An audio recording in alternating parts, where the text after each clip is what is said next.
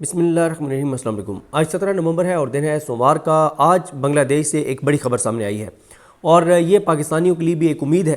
اس کی وجہ یہ ہے کہ حسینہ واجد نے بھی بنگلہ دیش میں وہی حرکتیں کیں جو یہاں پر ہو رہی ہیں۔ اس نے کیا کیا تھا، میں 3 ٹویٹس پہلے پڑھ دیتا ہوں فیض اللہ خان جو جرنلسٹ ہیں ان کے، اور پھر ذرا بات کرتے ہیں کہ پاکستان کے لوگوں کو کیوں ہوپ فل رہنا چاہیے اور اللہ تعالیٰ پہ ہمیں پورا یقین ہے۔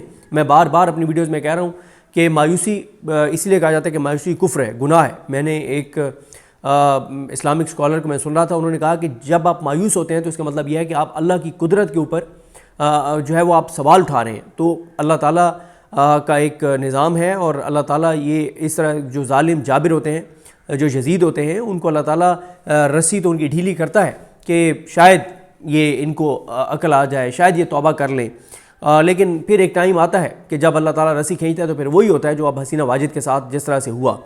اب ان کے بارے میں فیض اللہ خان لکھتے ہیں کہ حسینہ واجد نے بنگلہ دیش کو معاشی ترقی بھی دی، مرضی کے قوانین بھی بنائے۔ اور دیکھیں بنگلہ دیش کے جو معاشی حالات ہیں وہ پاکستان سے بہت بہتر تھے۔ وہاں پہ بے روزگاری پاکستان سے بہت کم تھی، وہاں پہ انسرٹینٹی پاکستان سے بہت کم تھی۔ پاکستان تو ہر چیز میں بنگلہ دیش سے کئی گنا آگے ہے، لیکن ایک فرق ہے، وہاں کے لوگوں نے یہ فیصلہ کر لیا کہ ہم نے خودکشیاں نہیں کرنی، ہم نے سڑکوں پر آنا ہے اور ہم نے اس حکومت کو گرانا ہے اور ہم نے خوف کا شکار نہیں ہونا، اور اگر کچھ لوگوں کی گولیوں سے جانیں بھی جاتی ہیں تو وہ آنے والی نسلوں کے لیے قربانیاں ہیں، ہمیں وہ دینی ہوں گی۔ انہوں نے یہ فیصلہ کر لیا اور پاکستان کے لوگ بڑے پیمانے پہ یہ فیصلہ نہیں کر پا رہے۔ لوگ نکلتے ہیں اور چاہے وہ ڈی چوک ہو چاہے وہ مرید کے ہو، وہ بہت اس حساب سے کم تعداد میں ہوتے ہیں، اس لیے ان کو گولیاں مار دی جاتی ہیں اور وہاں سے ان کو ڈسپرس کر دیا جاتا ہے۔ تو فیض اللہ خان کہتے ہیں کہ حسینہ واجد نے بنگلہ دیش کو معاشی ترقی بھی دی، مرضی کے قوانین بھی بنائے اور عدلیہ بھی من چاہی تشکیل دی۔ رشتہ دار کو آرمی چیف لگایا، اپنے مخالفین بالخصوص جماعت اسلامی کی ساری قیادت بھی پھانسی گھاٹ پہ لٹکا دی۔ طویل مسلسل اقتدار، ہندوستان جیسی علاقائی طاقت کی مکمل حمایت اور من چاہے آئین کی موجودگی نے اسے جمہوری عامر بنا ڈالا، یہاں تک کہ اپوزیشن کے پاس الیکشن سے بائیکاٹ کے سوا کچھ آپشن نہیں بچا۔ آج حسینہ واجد اپنے بنائے ہوئے آئین، قانون، عدلیہ اور ججوں کے ہاتھوں سزائے موت سن چکی ہے۔ بہرحال انسان کا معاملہ محض اتنا سا ہے کہ وہ کسی دوسرے کے انجام سے سیکھنا نہیں چاہتا۔ یقین کریں پاکستان میں کوئی حکومت حسینہ واجد جیسی عوامی معاشی طاقت رکھتی ہے نہ بیساکھیوں کے بغیر چل سکتی، مگر اس کے باوجود استثناء سے لے کر معاشی بدحالی اور آئین عدلیہ میں من چاہے جج ہوں یا فارم 47 کی حکمرانی، پتہ نہیں ان سب کا کیا بنے گا، جو بہت چھوٹے سے مفادات کے لیے بہت بڑا سودا کر چکے ہیں۔ دیکھیں میں جس طرح سے آپ کو عرض کر رہا ہوں نا کہ 27ویں آئینی ترمیم کے بعد پاکستان کے لوگوں میں یہ احساس بہت گہرا ہو رہا ہے کہ ہاں ہم یہ اعتراف کرتے ہیں کہ 26ویں آئینی ترمیم عمران خان کے خلاف نہیں تھی، پاکستان کے خلاف تھی، پاکستان کے لوگوں کے خلاف تھی، پاکستان کے آنے والی نسلوں کے خلاف تھی۔ لوگوں کے جو معاشی حالات بنتے چلے جا رہے ہیں، جس طرح سے کسانوں کی کمر ٹوٹ گئی ہے، جس طرح سے تنخواہ دار طبقے کی کمر ٹوٹ گئی ہے، جیسے سفید پوشی ختم ہو گئی ہے، لوگوں کے بھرم ٹوٹ گئے ہیں، لینے والے ہاتھ دینے والے ہاتھ بن گئے ہیں، لوگ پریشان نظر آتے ہیں۔ پنجاب میں ہیلتھ کارڈ ختم کر دیا گیا ہے، پنجاب میں ہسپتال ٹھیکے پہ دیے جا رہے ہیں، سرکاری اسکول ٹھیکے پہ دیے جا رہے ہیں، لوگ بچوں کو اسکولوں سے نکلوا رہے ہیں، بے روزگاری پاکستان کی تاریخ کی بلند ترین سطح پر ہے، بے روزگاری غربت پاکستان کی تاریخ کی بلند ترین سطح پر ہے، مہنگائی حقیقی معنوں میں پاکستان کی تاریخ کی بلند ترین سطح پر ہے۔ ہاں یہ ان کے فگرز کی گورکھ دندوں میں نہ جائیں، انسرٹینٹی پاکستان کی تاریخ کی بلند ترین سطح پر ہے، ہر دوسرا پاکستانی پاکستان چھوڑ کے جانا چاہتا ہے۔ اور اس سارے میں پہلے یہ چیزیں تو ہو رہی تھیں، لیکن لوگ یہ سمجھ رہے تھے یہ سب کچھ جو ہے نا حکومت اور یہ نظام جو کچھ کر رہا ہے وہ عمران خان کے خلاف کر رہا ہے، لیکن 27ویں آئینی ترمیم کے بعد پاکستان کے اندر یہ بحث بہت تیزی سے پھیل رہی ہے لوگوں کے درمیان کہ یہ 27ویں آئینی ترمیم عمران خان کے خلاف نہیں، پاکستان کے خلاف ہے۔ 26ویں آئینی ترمیم بھی عمران خان کے خلاف نہیں تھی، پاکستان کے خلاف تھی۔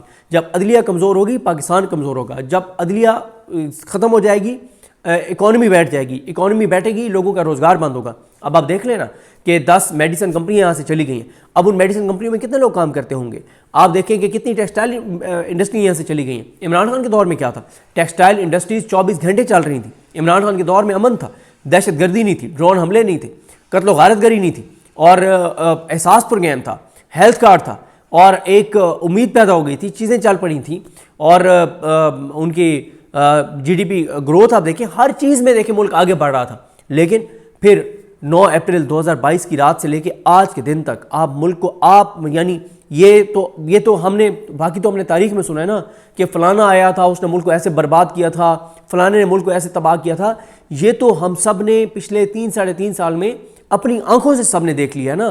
یعنی اس وقت جتنے لوگ آپ میں سے سن رہے ہوں گے وہ سارے یعنی 18-20 سال سے زیادہ عمر کے ہوں گے نا. تو جو 18-20 سال سے زیادہ عمر کے ہیں انہوں نے تو یعنی اپنے پورے ہوش و حواس میں یہ پچھلے 3-3.5 سال دیکھے نا. ہم پہلے تاریخ کی باتیں سنتے تھے، یہ تو ہم نے دیکھا ہے کہ انہوں نے پاکستان کو کیسے تباہ کیا. دیکھیں میں جب کے پی جاتا ہوں، جب میں جی بی گیا ہوں، اسکردو گیا ہوں، جب میں مختلف جگہوں پہ جاتا ہوں، میں دیکھتا ہوں، میں کہتا ہوں اے جے کے کو دیکھ لیں کہ اللہ تعالیٰ نے پاکستان کو کون سی ایسی نعمت ہے جسے عطا نہیں کیا. پاکستان کے اندر آپ موسم دیکھ لیں، ہر قسم کا موسم موجود ہے، ہر طرح کی فصل موجود ہے، دریا موجود ہے، پہاڑ موجود ہیں، سمندر موجود ہے، صحرا موجود ہے، ہر چیز اللہ تعالیٰ نے پاکستان کو عطا کر رکھی ہے. پاکستان کے لوگ بھی چاہتے ہیں کہ ہمارا ملک آگے جائے، پاکستان کے لوگ بھی چاہتے ہیں کہ ہمارے ملک کو عروج اور ترقی ملے. اگر ہمارے ملک میں ایک چیز نہیں ہے تو وہ ہے سنسیئر حکمران، اور وہ ہے جن کے ہاتھ میں طاقت ہے، ان کے اندر یہ کہ پاکستان کہ عوام کی مرضی کے ہم فیصلے کریں، پاکستان کے لوگ پاکستان کا فیصلہ کریں. یہاں پہ چند لوگ بند کمروں میں بیٹھ کے فیصلے کرتے ہیں. اب آپ دیکھ لیں، میں شفقت ایاز کا ٹویٹ دیکھ رہا تھا، انہوں نے یہ جو اے جے کے میں جو کچھ ہو رہا ہے انہوں نے ٹھیک کہا. انہوں نے کہا کہ تم لوگ آزاد کشمیر کے فیصلے بھی اسلام آباد کے بند کمروں میں کر رہے ہو، تم لوگ ایک کے پی کے بھی فیصلے اسلام آباد کے بند کمروں میں کر رہے ہو. کے پی کے لوگوں کو فیصلہ کرنے دیں نا، کے پی کی اسمبلی کو فیصلہ کرنے دیں کہ وہاں پہ کے پی میں کیا کون سا قانون نافذ ہوگا، امن کیسے آئے گا، دہشت گردی کا خاتمہ کیسے ہوگا. یا تو آپ کہیں نا کہ سہیل آفریدی دہشت گردوں کو سپورٹ کر رہا ہو، کہہ رہا ہو کہ نہیں ٹی ٹی پی سے جو ہے نا وہ ٹی ٹی پی کے خلاف آپریشن نہ کیا جائے، باقی دہشت گرد تنظیموں کے خلاف آپریشن نہ کیا جائے. وہ ان سے زیادہ امن کون چاہتا ہے؟ کیا مجھے بتائیں پنجاب کے اندر جو اس وقت آپ فیسلٹیز دیکھتے ہیں، جو سہولیات دیکھتے ہیں، جو سڑکیں دیکھتے ہیں، کیا کے پی کے لوگوں کا دل نہیں چاہتا کہ ان کے علاقوں میں بھی ایسی سڑکیں ہوں، ایسی ان کے علاقوں میں بھی خوشحالی ہو؟ لیکن مسئلہ کیا ہے، پنجاب سے تعلق رکھنے والے وزرائے اعظم اور فیصلہ ساز ہیں، انہوں نے افغان پالیسی ڈیسائیڈ کی، اس کا بیک لائٹ سارے کا سارا کے پی میں آیا. ایسا نہیں ہے کہ وہاں کے لوگ ترقی نہیں چاہتے، ان کا استحصال ہوا، ان کے اوپر ظلم ہوا، ان کی جانیں گئیں. کس کی وجہ سے؟ جو پنجاب میں بیٹھے ہوئے نے اور اسلام آباد میں بیٹھے ہوئے نے فیصلے کیے. اسلام آباد اور پنجاب کے سے تعلق رکھنے والوں نے فیصلے کیے افغانستان کی پالیسی کے، اس کا بیک لیش کے پی میں آیا، اور کے پی وسائل میں، ترقی میں، تعلیم میں وہ بہت پیچھے چلا گیا. وہاں ظاہر ہے تعلیمی اداروں کی کمی ہے، وہاں یونیورسٹیز کی کمی ہے. وہاں پہ اس وقت دیکھیں سہیل آفریدی کیا کہہ رہے ہیں، 3000 ارب روپے وفاق نے دینا ہے کے پی کو. یہ بھی وہ کہہ رہے ہیں آپ کے پی والے کہ آپ ادھر سے آپ نے آٹا روک دیا ہے. یہاں پہ آٹے کی جو قیمت ہے پنجاب میں اس سے ڈبل ہے کے پی میں. تو اب آپ مجھے بتائیں کل کو اگر وہ وہاں سے بجلی روک دیتے ہیں، جو وہاں سے بجلی پروڈیوس ہو رہی ہے وہ روک دیتے ہیں، پھر وہاں سے جو گیس آ رہی ہے وہ روک دیتے ہیں، پھر تو یہ تو حکومت جو ہے وہ ہر وہ کام کر رہی ہے جو پاکستان کو کمزور کر رہا ہے، ہر وہ کام کر رہے ہیں جس سے نفرت میں اضافہ ہو رہا ہے، ہر وہ کام کر رہے ہیں جس میں لوگوں کے اندر یہ احساس پیدا ہو رہا ہے کہ یہ جو کچھ کر رہے ہیں وہ ہمارے خلاف کر رہے ہیں، پاکستان کے لوگوں کے خلاف کر رہے ہیں، پاکستان کی آنے والی نسلوں کے خلاف کر رہے ہیں. دیکھیں بات یہ ہے، میں کنونس ہوں. آپ دیکھتے ہیں مجھے لوگ کہتے ہیں تم بڑی امید کی بات کرتے ہو. میں امید کی بات بالکل میں اللہ کو حاضر ناظر جان کے امید کی بات کرتا ہوں. مجھے اللہ کی ذات پہ پورا یقین ہے اور بھروسہ ہے. اور امید کیا ہے، ہر ویڈیو میں کہتا ہوں امید یہ ہے کہ ہم دیر گئے ہیں، افغانستان کے بارڈر کے قریب گئے ہیں، ہم دریائے سندھ کے کنارے پہ گئے ہیں جہاں پہ موبائل سگنلز بھی کسی ٹیلے پہ آتے ہیں، ہم تورخم بارڈر کے قریب گئے ہیں. ابھی آپ بلوچستان میں دیکھ لیں جو وہاں پہ ریلیز تحریک انصاف کی یوتھ ونگ نے کی، وہاں سے جو تقریریں سامنے آئیں، جو نعرے سامنے آئے، مطلب آپ پاکستان کے کسی کونے میں چلے جائیں، آپ اسکردو چلے جائیں، آپ جی بی چلے جائیں، آپ کسی پاکستان کے کونے میں چلے جائیں، ان علاقوں میں چلے جائیں جہاں پہ ابھی اس طرح سے بجلی بھی نہیں ہے، اس طرح سے انٹرنیٹ بھی نہیں ہے، ان علاقوں میں چلے جائیں، ہر جگہ پہ پاکستان کے لوگ باشعور ہو چکے ہیں. ہر جگہ پہ پاکستان کے لوگوں کو پتہ ہے کہ پاکستان میں کون کیا کر رہا ہے، کیسے کر رہا ہے، اور اس سے پاکستان کو فائدہ ہو رہا ہے، نقصان ہو رہا ہے. یہ جو لوگوں کے اندر ایک شعور ہے نا، اور پھر لوگوں کا اس نظام کو ایکسیپٹ نہ کرنا، اس نظام سے نفرت کرنا، اس کے سامنے سرنڈر نہ کرنا، اس نظام کے ہاتھ میں بیعت نہ کرنا، یہ امید ہے. اور اب 27 یعنی ترمیم کے بعد جو پاکستان کے لوگوں کے اندر بحث چل رہی ہے کہ یہ آپ نے وہ کام کر دیا ہے جو اسلامی تاریخ میں نہیں ہوا، جو اللہ تعالیٰ کے جو نبی تھے، پیغمبر تھے، رسول تھے، نبی کریم صلی اللہ علیہ وسلم سے زیادہ اللہ تعالیٰ کی جو ہے وہ پسندیدہ شخصیت کون ہو سکتی ہے، ان کا سب سے مطلب پیارا نبی رسول. تو نبی کریم صلی اللہ علیہ وسلم جو ہے وہ ان کو بھی تاحیات استثناء، ان کو بھی اللہ تعالیٰ نے نہیں کہا کہ میں آپ کو تاحیات استثناء دے دوں. ان کی شان ایسی تھی کہ ظاہر ہے وہ گناہوں سے پاک تھے اور وہ رحمۃ اللہ عالمین تھے اور ان سب انسانوں میں سب سے اوپر درجہ ہے ان کا، نبی کریم صلی اللہ علیہ وسلم کا خاتم النبیین ہے نبی کریم صلی اللہ علیہ وسلم. لیکن بات یہ ہے کہ ان کو بھی اللہ تعالیٰ نے یہ نہیں کہا تھا کہ میں آپ کو تاحیات استثناء دیتا ہوں، آپ جائیں اور آپ جو مرضی کریں. نبی کریم صلی اللہ علیہ وسلم بھی ساری زندگی یہ کہتے رہے کہ عبادت انہوں نے کی، انہوں نے بہت سی انہوں نے ہر وہ چیز وہ کر کے دکھائی جو انہوں نے باقی انسانوں کے لیے، اپنی امت کے لیے ایک میسیج دیا کہ ہمیں یہ چیزیں کرنی ہوں گی. اللہ تعالیٰ نے تاحیات استثناء تو اپنے اس نبی کو بھی نہیں دیا جس کے لیے پوری کائنات بنا دی. تو وہ چیزیں آپ کر رہے ہیں جس پہ جسٹس مشیر عالم نے کہا کہ آپ یہ شرک کر رہے ہیں. یہ اللہ کی صفت ہے کہ اللہ سے کوئی نہیں پوچھ سکتا کہ یا اللہ تو نے یہ فیصلہ کیوں کیا. یہ اللہ کی صفت ہے جو آپ اپنے اندر رکھ رہے ہیں کہ آپ کو تاحیات استثناء ہے، آپ جو مرضی کریں، کچھ بھی کریں، آپ کو تاحیات استثناء ہے. جس طرح سے میں عرض کر رہا ہوں، یہ جو حسینہ واجد کو پھانسی ہوئی ہے، پھانسی کی سزا سنائی گئی ہے، یہ ہوپ ہے، یہی ہوگا. حسینہ واجد نے کون سا ایسا عہدیدار ہے جو اپنی مرضی کا نہیں لگایا ہوا تھا؟ کون سی عدالت ہے جس میں اس نے امین الدین خان اور جسٹس جائیہ خان اپنی نہیں بٹھائے ہوئے تھے؟ کون سی عدالت ہے جس میں اس نے حسن اظہر رضوی، علی باقر نجفی، عامر فاروق، جسٹس روزی، جسٹس کے آغا، جسٹس ارشد، کون سی عدالت ہے جس میں اس طرح کے اس نے جج نہیں بٹھائے ہوئے تھے؟ کون سی اس نے آئینی ترمیم نہیں کی ہوئی تھی؟ اور میں آپ کو دوبارہ کہہ رہا ہوں کہ بے روزگاری یہاں سے کم تھی، انسرٹنٹی یہاں سے کم تھی، غربت یہاں سے کم تھی. یہاں تو ہر چیز بنگلہ دیش سے بہت آگے ہے. وہ ایک فرق ہے کہ وہاں کے لوگوں نے فیصلہ کر لیا کہ ہم اگر ہاتھ پہ ہاتھ رکھ کے بیٹھے رہیں گے، ہم خودکشیاں کرتے رہیں گے اور اس کے بعد ہمارے بچے بھی خودکشیاں کریں گے، ہمارے بچے بھی بھیک مانگیں گے. تو انہوں نے فیصلہ کر لیا، وہ نکل آئے. کچھ لوگوں کی جانیں قربان ہو گئیں اور اس کے بعد آج بنگلہ دیش کے حالات بدل گئے.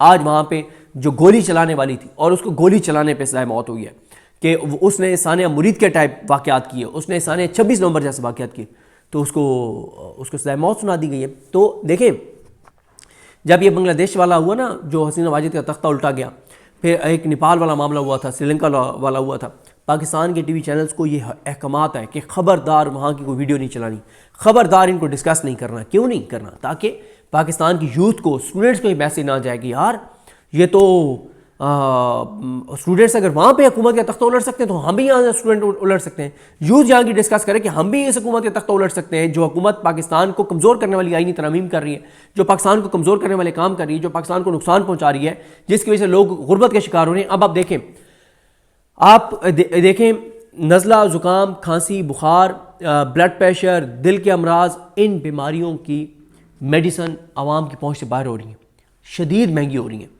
اور کوئی کسی کا فوکس نہیں ہے. ہر کوئی اپنی ذات، جو جس عہدے پہ بیٹھا ہے وہ اپنا سوچ رہا ہے، میں 2 سال اور لے لوں، میں 3 سال اور لے لوں، میں 5 سال اور لے لوں، میں تاحیات مرات لے لوں، میں تاحیات استثناء لے لوں، میں یہ بھی لے لوں، میں یہ بھی لے لوں، میں ادھر بھی اپنے رشتہ دار لگوا لوں، میں ادھر بھی اپنے رشتہ دار لگوا لوں، میں ادھر بھی اپنے رشتہ دار لگوا لوں. جو حکومت میں بیٹھے ہیں وہ کہتے ہیں جتنا لوٹ سکتے ہو لوٹو، ملک سے باہر بھیجو، فلانے بچے کو بھی باہر بھیج دو، فلانے بھانجی کو بھی بھیج دو، فلانے بھتیجے کو بھی بھیج دو، فلانے رشتہ دار کو بھی بھیج دو، ادھر سے پیسہ لوٹو، ادھر انویسٹ کر دو، ادھر انویسٹ کر دو، فلانے ملک میں نیشنلٹی لے لو.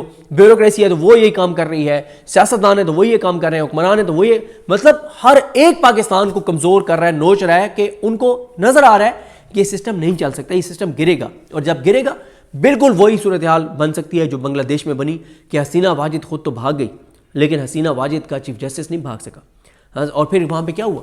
لوگوں نے عدالتوں کو آگ لگا دی، لوگوں نے پارلیمنٹ کو آگ لگا دی. انہوں نے کہا ریلیونٹ ہے یہ عمارتیں، ان عمارتوں کا ہمارے ساتھ کوئی تعلق نہیں ہے. انہوں نے ہمیں کچھ نہیں دیا، انہوں نے ہمیں غربت دی، انہوں نے ہمیں بے روزگاری دی. حالانکہ میں بار بار کہہ رہا ہوں کہ وہاں کی پارلیمنٹ پاکستان کی پارلیمنٹ سے 10 گنا بہتر، وہاں کی عدالتیں پاکستان کی عدالتوں سے 10 گنا بہتر، وہاں بے روزگاری پاکستان سے بہت کم، وہاں پہ غربت پاکستان سے بہت کم، وہاں انسرٹینٹی پاکستان سے بہت کم. پاکستان میں تو ہر چیز بہت زیادہ ہے. لیکن یہ جو اب ڈسکشن ہوئی ہے نا، جس پہ میں اگلی ویڈیو میں بات کروں گا، علامہ راجہ ناصر عباس صاحب وغیرہ بھی بات کر رہے ہیں، تو بات یہ ہے یہ حسینہ واجد کی جو پھانسی ہوئی ہے، اللہ تعالیٰ سے دعا بھی ہے، اللہ تعالیٰ سے امید بھی ہے اور اللہ تعالیٰ کی ذات پہ یقین بھی ہے کہ پاکستان میں وہ دن آئے گا جلد. پتہ نہیں زندگی موت کا پتہ نہیں ہے، ہم اس وقت ہوں گے یا نہیں ہوں گے کیونکہ اگلے لمحے کا نہیں پتہ، لیکن وہ ٹائم دور نہیں ہے. ہم میں سے کون ہوگا کون نہیں ہوگا، لیکن پاکستان کے کروڑوں لوگ ہوں گے اور وہ اپنی آنکھوں سے انشاءاللہ دیکھیں گے کہ پاکستان میں قانون کی حکمرانی آئے گی اور ہر اس شخص کو جس نے پاکستان کو کمزور کیا ہے، جس نے پاکستان کے لوگوں کے اوپر ظلم کیا ہے، اس کو پھانسیاں بھی ہوں گی، اس کو سزائیں بھی ہوں گی اور یہ لوگ اپنے یہ ملک سے بھاگ جائیں گے، ملک میں رہ نہیں سکیں گے. تو بہرحال جی دیکھتے ہیں چیزیں کیسے آگے بڑھتی ہیں. لیکن پاکستان کے اندر یہ جو ڈسکشن ہے کہ پاکستان کے لوگ تو پاکستان کے یہ جو علامہ راجہ ناصر عباس صاحب وغیرہ نے ایک بحث چھیڑی اس پہ بات کریں گے. لیکن جس طرح سے میں نے آپ کو عرض کیا, اور پھر آپ ایک اور چیز دیکھیں, میں آخر میں 2 ٹویٹس اور بھی ذکر کر دوں. یہ افغانستان نے پاکستان سے گندم کی درآمد صفر کر دی ہے. اس پہ احمد وڑائچ لکھتے ہیں, کہتے ہیں کہ پاکستان کے چاول, آٹا, تربوز کی بڑی برآمد افغانستان چاہتی ہے. کسان اچھے پیسے کما لیتے تھے جو چیزیں یہاں سے ایکسپورٹ کرتے تھے افغانستان کو. تجارت سے پاکستانیوں کا ہی فائدہ ہے. دنیا کا کوئی ملک ایسے تجارت بند ہونے سے ترقی نہیں کر سکتا, لیکن یہاں 27ویں ترمیم ہوگی, ترقی آوے آوے. اس پہ قسمت خان زمری نے بڑی اچھی بات لکھی. انہوں نے کہا انڈیا سے ہماری تجارت بند, افغانستان سے ہماری تجارت بند, ایران سے امریکی پابندیوں کا ڈر کے کچھ نہیں لے سکتے, چین سے امپورٹس کا بوجھ کم, امپورٹس کا بوجھ یعنی ہم چیزیں زیادہ منگوا رہے ہیں, بیچ کم رہے ہیں. تمام ہمسائے ممالک کے ساتھ یہ صورتحال ہے تو اب سمندر ہی بچا ہے جس کے ساتھ تجارت کا کوئی جگاڑ نکالا جا سکتا ہے. تو یہ میں نے آپ کو عرض کیا نا کہ اس وقت پاکستان کے اندر, پاکستان کے لوگوں کے اندر اس نظام کی نفرت ایک تو بڑھ رہی ہے, اور لوگوں کے اندر یہ احساس پیدا ہو رہا ہے کہ یہ جو 26ویں آئینی ترمیم ہو, 27ویں آئینی ترمیم ہو, یہ عمران خان کے خلاف نہیں تھی, یہ پاکستان کے خلاف تھی, یہ پاکستان کے لوگوں کے خلاف تھی. اس کا نقصان پاکستان کے لوگوں کو ہو رہا ہے, انصاف پاکستان کے لوگوں کو نہیں مل رہا. آج میری بات ہو رہی تھی, مجھے آج کال آئی ہوئی تھی روبینہ بٹ صاحبہ, ان کا نام آپ کو یاد آ جائے گا. یہ وہ ہیں جن کا مجیب الرحمان شامی صاحب کے بیٹے کے ساتھ کیس تھا. یہ سپریم کورٹ آئی تھیں, ویل چیئر پر تھیں, اور اوورسیز پاکستانی ہیں. آج ان کی مجھے کال آئی, یعنی یہ میں بات آپ کو بتا رہا ہوں, میرا خیال ہے 2019 کی شاید بات ہے جب میں نے رپورٹ کیا تھا ان کو. 2019 سے لے کے آج 2025 آ گیا ہے, اور آج بھی ان کا کیس جو ہے وہ سپریم کورٹ میں پینڈنگ ہے, اور ان کو انصاف نہیں ملا. تو یہاں پہ جو اوورسیز پاکستانی انویسٹ کرتے ہیں ان کے ساتھ پھر جس طرح کا یہاں پہ سلوک ہوتا ہے, جو عدالتیں اور بیوروکریسی کرتی ہے, اس کے بعد وہ توبہ کر لیتے ہیں کہ ہمیں یہاں پہ انویسٹ نہیں کرنا چاہیے تھا. تو یہ چیزیں نقصان دہ ہیں پاکستان کے لیے. بہرحال جی, اور بہت سارے پہلو ہیں جن پہ بات کرنی ہے, اگلی ویڈیو میں بات کریں گے. مجھے اپنی دعا میں یاد رکھیں. اللہ کے نام ہم سب کا حامی ناصر ہو. اللہ حافظ.